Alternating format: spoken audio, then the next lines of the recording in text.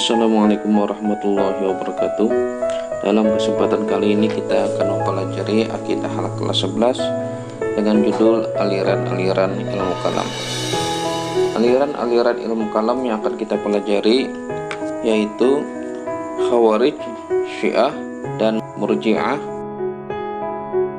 Yang pertama yaitu aliran Khawarij. Sejarah aliran Khawarij. Istilah Khawarij berasal dari bahasa Arab yang berarti mereka yang keluar. Nama ini digunakan untuk memberikan atribut bagi pengikut Ali bin Abi Thalib yang keluar dari golongannya dan kemudian membentuk kelompok tersendiri. Imam Asy-Syahrastani berkata, siapa saja yang keluar dari ketaatan terhadap pemimpin yang sah yang telah disepakati, maka ia dinamakan dengan Khariji atau seorang Khawarij. Baik keluarnya di masa sahabat terhadap Khulafaur Rasyidin atau kepada pemimpin setelah mereka di masa tabi'in dan juga terhadap pemimpin kaum muslimin di setiap masa. Aliran Khawarij terbagi menjadi 6. Yang pertama yaitu Al-Muhakkimah.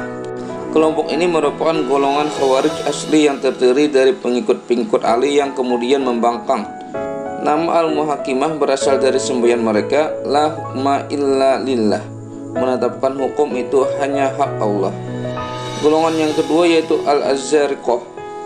Sekte ini lahir tahun 60 Hijriah di daerah perbatasan antara Irak dan Iran.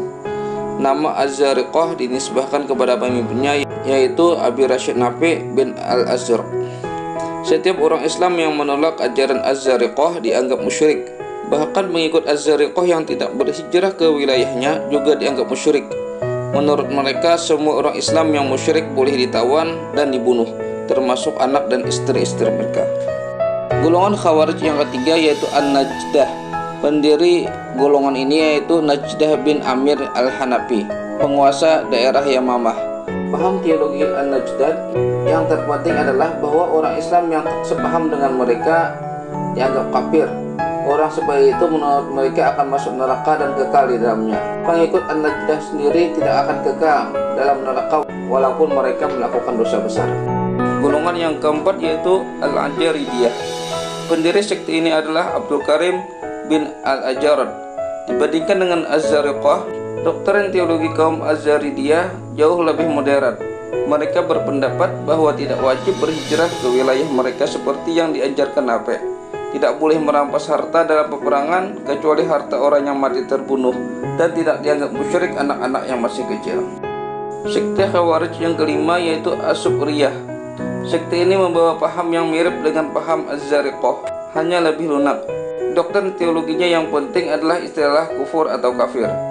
Istilah kafir itu mengandung dua arti, yaitu kufur nikmah, yaitu mengingkari nikmat Tuhan, dan kufur billah, mengingkari Tuhan. Untuk arti pertama, kafir tidak dianggap keluar dari Islam. Sekte yang keenam yaitu Al-Ibadiyah. Sekte ini dimunculkan oleh Abdullah bin Ibad. Doktrin teologi yang terpenting antara lain bahwa orang Islam yang berdosa besar tidak dikatakan mukmin, melainkan muwahhid, yaitu orang yang dimaksud adalah kafir nikmat, yaitu tidak membuat pelakunya keluar dari agama Islam. Aliran yang kedua yaitu Syiah. Syiah menurut bahasa berarti sahabat atau pengikut. Dalam kajian ilmu kalam, kata Syiah lebih ditujukan kepada orang-orang yang menjadi pengikut atau pendukung Ali bin Abi Thalib. Munculnya aliran Syiah tidak dapat dipisahkan dari tokoh kontroversial yang bernama Abdullah ibnu Saba. Abdullah ibnu Saba adalah seorang pendeta Yahudi yang berasal dari Yaman yang pura-pura masuk Islam. Sebagian ahli sejarah berpendapat bahwa Abdullah ibnu Saba ini masuk Islam dengan tujuan hendak merusak Islam dari dalam, karena mereka tidak sanggup mengacaukan dari luar. Antara propaganda Abdullah ibnu Saba adalah Al-Wisoyah. Arti Al-Wisoyah adalah wasiat. Nabi Muhammad SAW berwasiat kepada khalifah atau imam sesudah beliau adalah Ali bin Abi Thalib, sehingga beliau diberi gelar Al-Wasi, orang yang diberi wasiat. Ar-Raj'ah. Arti Raj'ah adalah kembali. Ibnu Saba menyampaikan bahwa Nabi Muhammad SAW tidak boleh kalah dengan Nabi Isa. Kalau Nabi Isa akan kembali pada akhir zaman untuk menegakkan keadilan, maka Nabi Muhammad SAW lebih patut untuk kembali. C. Ketuhanan Ali bin Abi Thalib. Ibnu Saba juga mempropagandakan bahwa dalam tubuh Ali bin Abi Thalib bersemayam unsur ketuhanan. Sekte-sekte Syiah dan pahamnya. Sekte Syabaiyah. Syiah ini adalah pengikut Abdullah ibnu Saba. Sekte ini termasuk Syiah Ghaliyah, Syiah yang keterlaluan, yang berlebih-lebihan. Di samping mempercayai kembalinya Nabi Muhammad SAW dan Ali bin Abi Thalib di akhir zaman nanti, juga menyebarkan paham bahwa malaikat Jibril telah keliru dalam menyampaikan wahyu dari Tuhan. Karena sebenarnya wahyu yang seharusnya diturunkan kepada Ali bin Abi Thalib, tetapi justru diturunkan kepada Nabi Muhammad SAW. B. Syiah Kaisaniyah. Syiah ini adalah pengikut Mukhtar bin Ubay. Golongan ini tidak mempercayai adanya roh Tuhan dalam tubuh Ali bin Abi Thalib, tetapi mereka meyakini bahwa Imam Syiah adalah maksum dan mendapatkan wahyu. C. Syiah Imamiyah, yaitu Syiah yang percaya kepada imam-imam yang ditunjuk oleh Nabi Muhammad SAW, yaitu Ali bin Abi Thalib sampai 12 orang imam keturunannya, yaitu Ali bin Abi Thalib, Hasan bin Ali, Husain bin Ali, Ali bin Husain, Muhammad bin Ali, Ja'far bin Muhammad, Musa bin Ja'far, Ali bin Musa, Muhammad bin Ali, Ali bin Muhammad, Hasan bin Ali, dan Muhammad bin Hasan. Di Syiah Ismailiyah, yaitu Syiah yang mempercayai hanya 7 orang imam.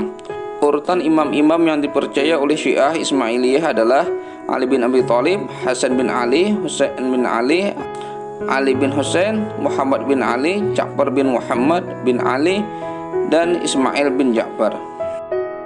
Syiah Zaidiyah, yaitu Syiah pengikut Imam Zaid bin Ali bin Husain bin Ali bin Abi Thalib. Syiah ini berkembang di Yaman.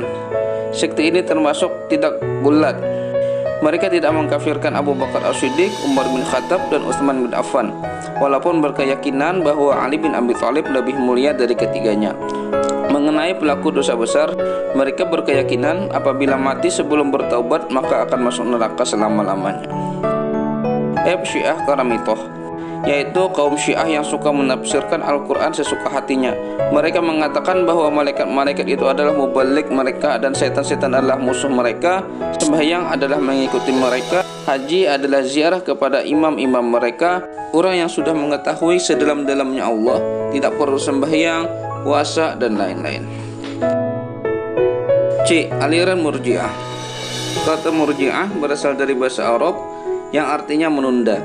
Aliran ini disebut Murji'ah karena mereka menunda menghukumi persoalan konflik politik antara Ali bin Abi Thalib, Muawiyah bin Abi Sufyan, dan Khawarij sampai pada hari perhitungan di akhir nanti. Murji'ah dibagi menjadi 2, yaitu Murji'ah moderat dan Murji'ah ekstrim. Yang pertama, Murji'ah moderat. Golongan ini berpendapat bahwa orang mukmin yang melakukan dosa besar bukanlah kafir dan dia tidak kekal di dalam neraka, tetapi akan dihukum di neraka sesuai dengan besarnya dosa yang dilakukannya. Dan ada kemungkinan bahwa Tuhan akan mengampuni dosa-dosanya, dan oleh karena itu tidak akan masuk neraka sama sekali. Bisa jadi orang yang melakukan dosa besar itu bertaubat dan tobatnya diterima Allah, sehingga hukum orang mukmin yang melakukan dosa besar ditunggu putusannya di akhirat. Kedua, Murji'ah ekstrim. Yang termasuk Murji'ah ekstrim ada 4. Yang pertama yaitu Al-Jahmiyah, mengikut dari Jaham bin Safwan.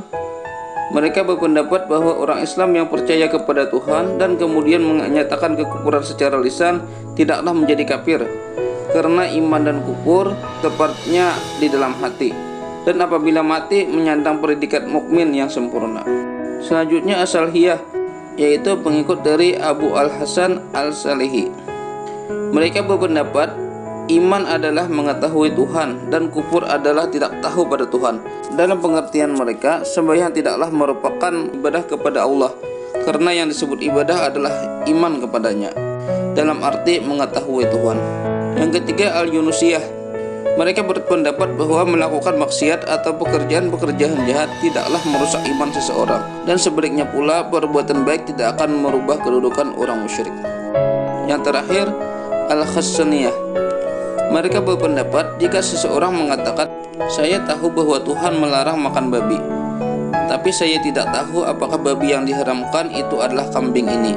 Orang yang demikian tetap mukmin dan bukanlah kafir. Dan jika seseorang mengatakan, saya tahu Tuhan mewajibkan naik haji ke Ka'bah, Tapi saya tidak tahu apakah Ka'bah di India atau di tempat lain. Orang yang demikian juga tetap dianggap mukmin. Sampai di sini saja pembelajaran pada kali ini. Semoga bermanfaat. Assalamualaikum warahmatullahi wabarakatuh.